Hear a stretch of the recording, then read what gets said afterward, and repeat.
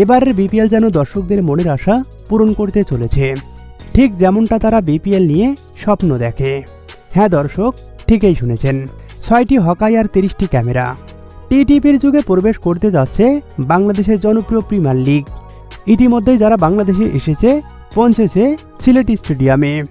6টি হকাই আর 30টি ক্যামেরার সাথে আসন্ন বিপিএলে ব্যবহৃত হবে বেগি ক্যামেরার ব্যবহার। স্পাইডার ক্যাম না থাকলেও একাধিক ড্রোনের মাধ্যমে দেখানো হবে রিয়াল ভিউ। শুধু তাই নয়, আগের কারিগরদের বিদায় করে দিয়ে আনা হয়েছে নতুন লোকবল। বহু বছর পর বিপিএলে ব্যবহৃত হতে যাচ্ছে আমেরিকান ব্র্যান্ড এমইপির উন্নত মানের ক্যামেরা, যা ব্যবহৃত হয়েছে বিশ্বকাপের মতো আসরে। আর সেই সব ক্যামেরার যুগে ফিরতে যাচ্ছে বাংলাদেশ প্রিমিয়ার লিগ বিপিএল।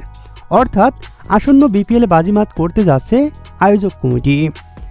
এক কথায় খেলাধুলার যাবতীয় সব ভিউ, খুঁটিনাটি সব তুলে আনা হবে দর্শকদের সামনে, যা হবে একদম ঝকঝকে ও পরিষ্কার। এই টি-টিভি কাজ করছে দীর্ঘদিন ধরে। আইপিএল, আইএল টি-20, পাকিস্তান সুপার লিগ, এমনকি আন্তর্জাতিক ম্যাচ পরিচালনা করার অভিজ্ঞতাও আছে তাদের। এবার তারাই যুক্ত হতে যাচ্ছে বিপিএলে।